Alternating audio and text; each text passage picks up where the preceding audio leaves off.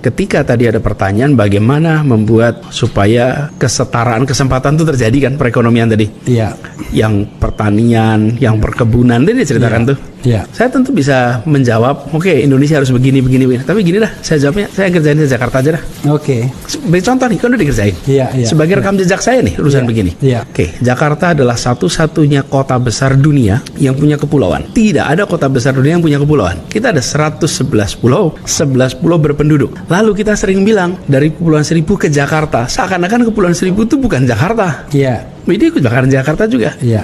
Apa yang kita kerjakan? Nah, saya mau berikan contoh bahwa ketika kami bertanggung jawab untuk urus Jakarta, maka daratan dan kepulauan diintegrasikan. Apa sih untuk mengintegrasikan? Satu adalah transportasi, ditambah kapal sehingga frekuensi meningkat. Kemudian yang kedua, ini contoh nih, yang kedua, kebutuhan pokok. Kebutuhan pokok itu di sana lebih mahal. Iya. Kalau beli apapun untuk kebutuhan pokok, memang kenapa? Karena mereka harus belanja di daratan. Lalu apa yang kita lakukan? Bangun namanya, bikin di sana Jack Grosir. Jack Grosir itu artinya pasar grosir, Kramat Jati. Iya. Dipindah ke sana. Kita bangun khusus untuk warung-warung di Kepulauan Seribu. Sehingga mereka tidak perlu kulakan ke daratan. Kulaannya cukup di Kepulauan Seribu. Iya. Plus bahkan diantar ke tiap pulau. Sesudah itu dilakukan, mendadak biaya harga kebutuhan pokok di Kepulauan Seribu setara dengan di sini.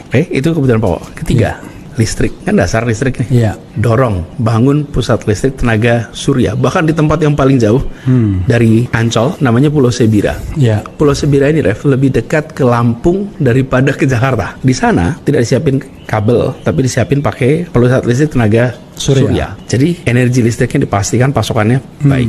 Lalu air di sana itu mahal. Kita bangun namanya Seawater Reverse Osmosis, SWRO, di Suling. Sehingga mereka kemudian bisa menggunakan, dan airnya mereka sekarang itu drinkable, kayak di Pulau Seribu gitulah. Nah, sehingga kebutuhan air mereka itu, kalau tidak salah dulu sekitar 35.000 per meter kubik, sekarang 3.200-an per meter kubik. Apa yang terjadi? Mereka kemudian biaya hidupnya murah. Jadi, ini masalah kemauan, Ref. Memangnya ini rumit? Enggak kok. Iya. Ini kan sederhana.